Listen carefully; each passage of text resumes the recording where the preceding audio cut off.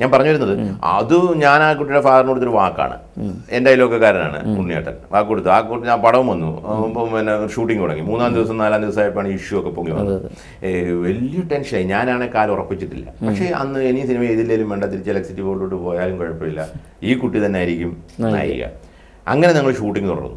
Distribution എടുത്തവർ ഞങ്ങളറിയാതെ ഇതിൻ്റെ rush പോയി ലാബിൽ പോയി കണ്ടപ്പം പറഞ്ഞത് കറക്റ്റായി, കുട്ടി നന്നായിട്ടുണ്ട്. ഞാൻ പറഞ്ഞു വന്നത് പക്ഷേ സിനിമ ഇറങ്ങുന്നതിനും വരെ ഭയങ്കര ടെൻഷനായിരുന്നു. അപ്പം ഞാൻ പറഞ്ഞു വന്നതിൻ്റെ ഒരു കാര്യം, ഈ ഒരു സിനിമയും മോശമാണെന്ന് പറഞ്ഞിട്ടൊന്നുമല്ല ആരും എടുക്കുന്നത്. അതുകൊണ്ട് ഈ സിനിമ നന്നാക്കാനായിട്ട്, മനഃപൂർവ്വം സിനിമ നന്നാക്കാനായിട്ട് ഞങ്ങൾ കുറേ അസോസിയേഷൻകാർ ഇറങ്ങിയിരിക്കുകയാണെന്ന് പറഞ്ഞാൽ ഇവരെ കൊണ്ട് ഏത് സിനിമ നന്നാക്കാൻ പറ്റും?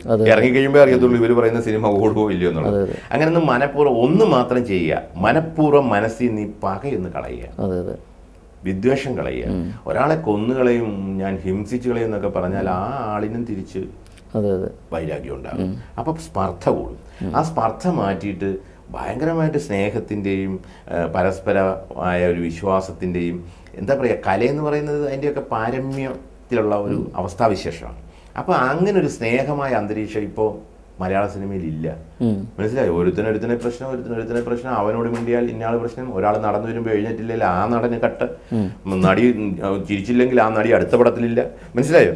ഇങ്ങനെ നിരന്തരം ഇഷ്യൂസാണ്. ഈ ഇഷ്യൂസൊക്കെ ഒഴിവാക്കിക്കൊണ്ട് സ്നേഹത്തിൻ്റെതായ പാതയിലൂടെ മുന്നോട്ട് പോകാനായിട്ട് സീനിയറായിട്ടുള്ള സൂപ്പർ താരങ്ങളും ഞാൻ ഉൾപ്പെടെയുള്ളവർ, ഞാൻ പറഞ്ഞില്ലേ, എന്നെ സംബന്ധിച്ചുള്ള പ്രശ്നം എന്ന് പറഞ്ഞാൽ, നീ സിനിമയെ ചെയ്യണ്ട എന്ന് പറഞ്ഞാൽ ഒന്ന് കാണിച്ചു തരാടാന്ന് ഞാൻ എൻ്റെ മനസ്സിൽ തോന്നും. അത് നമ്മുടെ ഈ കേരളത്തിൻ്റെ രക്തത്തിൻ്റെ പ്രത്യേകതയായിരിക്കും, അല്ലെങ്കിൽ എൻ്റെ ആലപ്പുഴയുടെ രക്തത്തിൻ്റെ പ്രത്യേകതയായിരിക്കും. അപ്പോൾ അങ്ങനെ ഞാൻ പറയുമ്പോഴത്തേക്ക് ഞാൻ അതിനുള്ള രീതിയിൽ പോകും.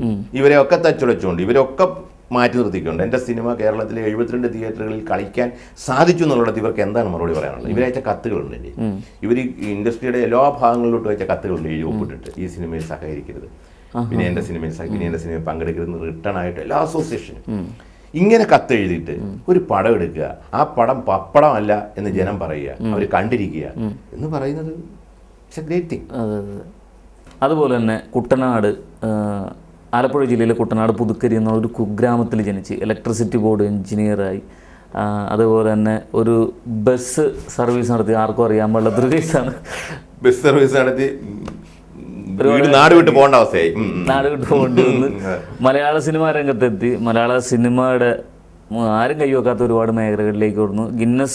പക്രുവിനെ ഗിന്നസ് ബുക്കിലേക്ക് അയച്ച മലയാളത്തിലെ ഓരോരോ സിനിമ എന്ന് പറയുന്ന സാറിന് ക്രെഡിറ്റാണ്. ഒത്തിരി നടന്മാരെ മലയാളത്തിലേക്ക് ഇൻട്രൊഡ്യൂസ് ചെയ്തു. ഇപ്പോൾ ഒരുപാട് വെല്ലുവിളികൾ നേരിട്ടുകൊണ്ട് ചങ്കുറ്റത്തോടെ, ഞാൻ ആദ്യം പറഞ്ഞാൽ ഒരുപാട് ചങ്കുറപ്പോടെ യക്ഷി ഞാനും നിറഞ്ഞ സദസ്സിൽ നിന്ന് ഓടുന്നു ഇവിടം വരെ എത്തിയപ്പോൾ എന്ത് തോന്നുന്നു സാറേ ജീവിതം തിരിഞ്ഞു നോക്കുമ്പോൾ? നിങ്ങളുടെ ഈ പരിപാടി പോലെ സഫലം ഈ യാത്ര എന്ന് തോന്നുന്നു. അത്രേ എനിക്ക് പറയാം. കാരണം മറ്റൊന്നുമില്ല, ഈ നമ്മളെപ്പോഴും പറയാറുണ്ടല്ലോ, നമ്മുടെ മനസാക്ഷിക്ക് ശരിയെന്ന് തോന്നുന്നതിന് വേണ്ടി ഉറച്ചു നിൽക്കുക. അതൊരു സുഖമാണ്. പട്ടിണിയാണേലും പരിവട്ടമാണേലും. ഞാൻ ബസ് സർവീസ് നടത്തിയത് എൻ്റെ സുഹൃത്തുക്കൾക്ക് വേണ്ടിയാണ്. ഞങ്ങൾ കുറച്ച് പേര് അന്ന് DYFIയിൽ പ്രവർത്തിക്കുന്ന സമയമാണ്. കുറേ സഹാക്കന്മാരുണ്ട് കൂട്ടത്തിൽ, ജോലിയില്ലാത്ത. ഇവർക്കൊക്കെ കൂടെ വേണ്ടിയിട്ടാണ് CC ഒക്കെ എടുത്ത് ഭയങ്കരമായിട്ട് 2 ബസ്, 2 റൂട്ട് ബസ്സും 2 ടൂറിസ്റ്റ് ബസ്സും. ഏത് റൂട്ടായിരുന്നു അത്? ആലപ്പുഴ വണ്ടാനം മെഡിക്കൽ കോളേജ് റൂട്ടിലുള്ള ബസ്. പിന്നെ അന്ന് നാടക ട്രിപ്പും ഒക്കെ ഉണ്ട്.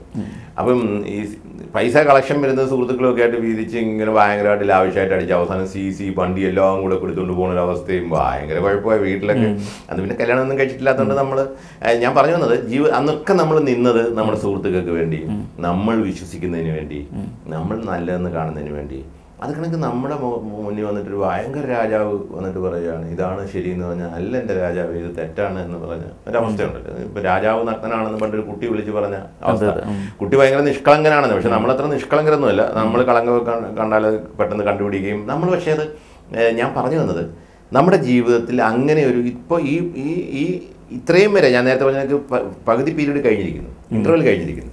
ഈ ജീവിതത്തെ പറ്റി നോക്കുമ്പോൾ നമ്മൾ ഒരിക്കലും മനസ്സുകൊണ്ട് ദ്രോഹിച്ചിട്ടില്ല. പക്ഷേ എത്ര വലിയ ആളെന്ന് പറഞ്ഞാലും നമ്മൾ തെറ്റെന്ന് പറഞ്ഞാൽ, ഇനി ഏത് മഹാനാണെങ്കിലും തെറ്റ് 1000 പേര് ഒരുമിച്ച് എന്ന് പറയുകയാണ് ഇയാൾ ഇത് ശരിയാണെന്ന് പറഞ്ഞാൽ അല്ല തെറ്റാണ്, അത് ഇന്ന കാരണങ്ങളോട് തെറ്റാണെന്ന് പറയാനുള്ള ചങ്കൂറ്റൊരു പ്രത്യേകത തന്നെയാണെന്ന് വിശ്വസിക്കുന്ന ഒരാളാണ് ഞാൻ അത്രക്കാരനാണ്. ഇപ്പോൾ ചോദിച്ചില്ലേ അഗസ്റ്റിൻ, ഇപ്പം ഞാൻ പറയാം എത്രയോ പേരെ, ഇപ്പം ജയസൂര്യ, ഇന്ദ്രജിത്ത്, അല്ലെങ്കിൽ സുരേഷ് കൃഷ്ണ, മണിക്കുട്ടൻ, എത്രയോ അനൂപ്, ഞാൻ അങ്ങനെ ഒരു 10-20 പേരെ ഇപ്പോൾ പറയാം. മലയാള സിനിമയിൽ ചോറുണ്ട് ജീവിക്കുന്ന, സിനിമയുടെ ചോറുണ്ണാനും സിനിമയിൽ വലിയ ആളാകാനും ഒക്കെ എൻ്റെ ചെറിയ ഹെൽപ്പ്. അല്ല ഞാൻ അതിനകത്ത് ആരെന്നൊന്നും ഞാൻ പറയുന്നില്ല. എന്നാൽ പോലും പക്രുവിന് ഗിന്നസ് ബുക്ക് മേടിച്ചു കൊടുത്തു. ആ പക്രു പറഞ്ഞ് എനിക്കൊരു വേഷം വേണം സാറേ ആ എല്ലാ പടത്തിലും എന്ന് പറഞ്ഞിട്ട് അവൻ പറഞ്ഞിട്ടൊരു വേഷം യക്ഷിയിലുണ്ടാക്കി വെച്ചിട്ട് അവൻ വിളിച്ച് പൊട്ടിക്കരയാ വിളിച്ചുകൊണ്ട്, എൻ്റെ പൊന്നു സാറേ ഞാൻ വന്നാൽ ഇവരെല്ലാം കൂടി എൻ്റെ വയറ്റിൽ പോയിട്ട് മണ്ണുവാരിയിടും സാറേ, ഞാൻ 5 പടത്തിന് അഡ്വാൻസ് മേടിച്ചു, ആ പടം അഡ്വാൻസ് ഒക്കെ തിരിച്ചു കൊടുത്തിട്ട് യക്ഷിയിൽ അഭിനയിക്കുക. ഒരു സീൻ അയാൾ പറഞ്ഞിട്ട് അല്ലെങ്കിൽ അതിനകത്ത് അങ്ങനെ സീനേ ഇല്ല. ഒരു കുള്ളൻ്റെ സീനും അത് പിന്നെ ബാലകൃഷ്ണൻ എന്ന് പറഞ്ഞ കോഴിക്കോട്ടുകാരൻ്റെ പയ്യൻ അഭിനയിച്ചു. അത്ഭുതദ്വീപിൽ ഒത്തിരി നായകന്മാരുണ്ടല്ലോ, അതിലൊരു നായകനെ കൊണ്ടുവന്ന് അഭിനയിപ്പിച്ചു. അതല്ല ഞാൻ പറഞ്ഞത്, അയാൾ പറഞ്ഞിട്ടൊരു സീൻ എഴുതുക. ആ വികലാംഗനായ മലയാളത്തിന് ഏറ്റവും എല്ലാവരും ഓമനയോടെ കാണുന്ന ഒരു പാവം പയ്യൻ അവൻ അഭിനയിക്കുമെന്ന് അതുപോലും സമ്മതിക്കാതിരിക്കുക. പറഞ്ഞ മനസ്സിലായോ? ഇപ്പം അങ്ങനെ വളരെ മോശമായ രീതിയിലൊക്കെ എന്നോട് ഈ ഇൻഡസ്ട്രി മൊത്തം നിന്ന് പെരുമാറിയിട്ടും അതൊക്കെ അതിജീവിക്കാനും ആ പടം മലയാളത്തിൻ്റെ ഏറ്റവും സ്വപ്നമായ രവീന്ദ്രൻ മാസ്റ്ററുടെ മകനായ സാജൻ മാധവനെ ഈ പടത്തിലൂടെ ഞാൻ കൊണ്ടുവന്നു. അത് അതിമനോഹരമായ പാട്ടാണ്, അറിയാം. അത് കണക്ക് രാജേട്ടനുണ്ട്. രാജൻ പി ദേവ് എൻ്റെ വീട്ടിൽ വന്നിട്ട് പറഞ്ഞു, എൻ്റെ മോനെ നീ ഒന്ന് ഇൻട്രൊഡ്യൂസ് ചെയ്യണമെന്ന് പറഞ്ഞ് എൻ്റെ 2-ാം മാസം അങ്ങനെ മരിച്ചു പോകുന്നു. മനസ്സിലതൊരു ഭയങ്കര പ്രയാസമായിട്ട് കിടന്നു. ഞാൻ ജുബിൽ രാജൻ പി ദേവ് എന്ന് പറയുന്ന പയ്യനെ ഞാൻ ഈ പടത്തിൽ, അയാൾക്ക് നല്ല പേരുണ്ട്. ഇങ്ങനെയൊക്കെ പോസിറ്റീവായിട്ട് ചെയ്യുമ്പോൾ നെഗറ്റീവായിട്ട് അതിനെതിരെ വരുന്ന ഈ പ്രേതങ്ങളെ ഒന്നും ഞാൻ മൈൻഡ് ചെയ്യത്തില്ല. അതുകൊണ്ട് തന്നെ എനിക്ക് ഭയങ്കര സുഖമാണ്. മനസ്സിലായോ? ഞാൻ കിടന്നുറങ്ങുമ്പോൾ ഭയങ്കര ഹാപ്പി ആയിട്ട് ഉറങ്ങുന്നു. എന്നെ സംബന്ധിച്ച് എനിക്കെതിരെ ഒത്തിരി ശത്രുക്കളുണ്ടെങ്കിൽ എനിക്കാരും ശത്രുക്കളില്ല.